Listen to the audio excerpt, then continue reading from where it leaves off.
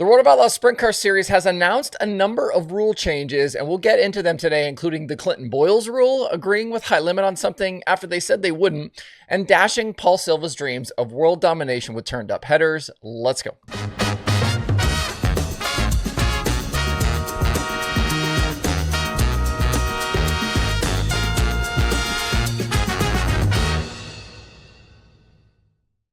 It's Wednesday, January 8th. I'm Justin Fiedler. This is DIRTRACKR Daily presented by Kubota Genuine Parts.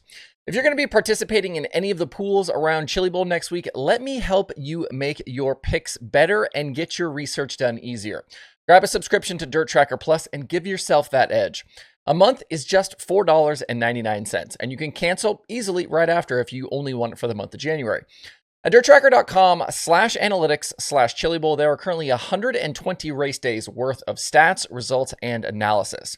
That includes 2,100 drivers, every championship Saturday main event going all the way back to 1987, and prelim nights back to 2005. And beyond that, for even more midget racing research, I've got USAC stats back to 2020 and every season of the Extreme Outlaw Midget Series. You won't find these breakdowns literally anywhere else. You can sign up now over at DIRTRACKR.com/getplus. A couple of schedule notes for you off the top today. First, no racing at the Wild West Shootout tonight. Because of a cold front, they have pushed the Wednesday program to Thursday. Thursday was previously an off day anyway, so no issues rescheduling here. Racing at Vado now will run straight through from Thursday to Sunday. Bobby Pierce has won the first two races out at Vado Speedway Park and will certainly probably most likely be the favorite through the weekend. He could sweep this thing.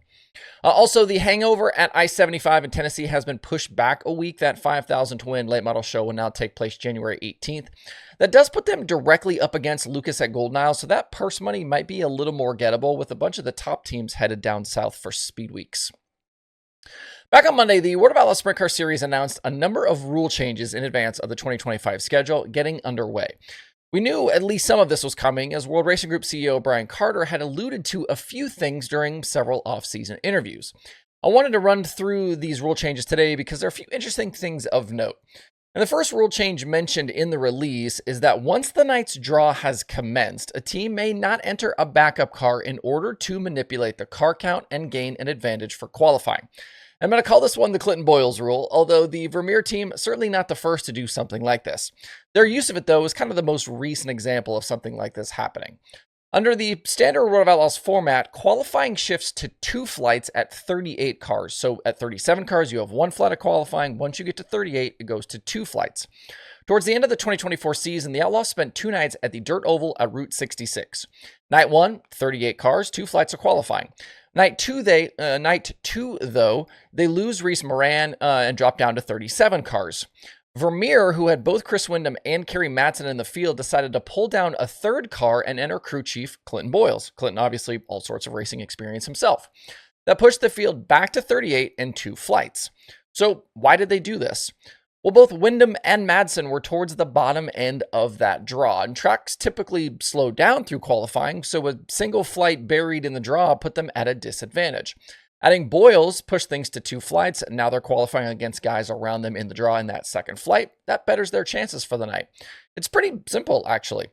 In the future, these types of things, they could still happen. They just need to happen before the draw starts. So if you want to know how many cars are in the field, you better be running around the pits, counting and seeing if you're going to be on that 37 to 38 fringe, and then decide to make that or bring that 3rd car down ahead of the draw opening. Another rule change is that the Outlaws now, quote, highly recommend 6 mounting points for the fuel cell, and that all fuel cell mounting bolts must be safety wire. This is obviously a response to some of the fuel cell detachments we saw in 2024, kind of across sprint car racing. I would bet this is an area that will continue to be under scrutiny. I would not be surprised if there were not more rule changes and more maybe working with the fuel cell manufacturers. We know this was a point of conversation all throughout the season, and especially behind the scenes. There's also an update to rear axle rules, with ultralight axles now recommended for 2025. They will be illegal for 2026. There's also some added verbiage for seat mounting around the use of spacers. That's another safety thing. And then a reminder to get those fire suppression systems recertified to meet SFI specs. The one rule change that surprised me in here is an update to the wicker bill height. We saw the Outlaws lead sprint car racing down this path and eventually cut down to 1 inch on these wickers from 2 inches used previously. For 2025, though, High Limit pushed it back up to 1.5 inches, which was one of a number of rule departures from the Outlaws, which we had discussed here a while back. The Outlaws, though, matching High Limit here, going back up to 1.5. Brian Carter had said the Outlaws wouldn't follow High Limit on their rule changes, so this was clearly a reconsideration. The bulletin says, quote, the increased maximum height of the wicker bill comes after continued discussions with our partners following the National Sprint Car Council meeting at POWRi and determining it's in the best interest of the sprint car industry, unquote. The Outlaws are not following High Limit, though, in allowing the in-axle inflation systems and the in-car shock adjustments. Remember, like when it comes to that in-axle inflation, remember sprint cars have bleeders on those tires, and they're concerned at certain points that maybe those bleeders are allowing too much air out, so then on restarts, you've got guys pulling off into turn one with not enough air pressure in those rear tires. So this in-axle is kind of working against those bleeders to make sure that tire pressure kind of stays in a better range. And then the final change announced, I'm going to coin the Paul Silva rule, as the Outlaws will no longer allow any elbows on the exhaust after the header enters the collector. This effectively eliminates the turned up headers we saw Paul Silva run on the 57 and 57W towards the latter half of 2024. And after the success that Kyle Larson found suddenly driving with them, they started showing up everywhere from coast to coast on wing cars, on non-wing cars, all over the place. Going forward, though, all exhausts now must exit toward the rear of the car. This is the one area of sprint car racing specifically that I just don't love. Any type of innovation that's found is just quickly squashed. Not that turned up headers is an innovation, but it was certainly a different path. We've seen similar things made illegal in recent seasons, like different bird cage designs and other shock types. I know we're all about trying to keep costs down, but it would be nice to see some progress on these cars that have effectively been the same for several decades at this point. I wish the Outlaws and the other sprint car powers would allow for at least some freedom around technical innovations. If you want to see all of the rule updates for yourself, they are in a release over at worldofoutlaws.com. As we continue to follow progress for some of the regional sprint car series, POWRi's roster for their expanded 410 wing division gained another driver yesterday. Joining already committed Ayrton Genitin and Natalie and Xavier Doney is Missouri driver Joby Miller. Joby ran 41 410 shows in 2024. He picked up 5 wins and 24 top 10s along the way. His victories came against Maverick, MOA, and the IRA, with also some racetrack wins in there. He also had top 10s against POWRi and the World of Outlaws.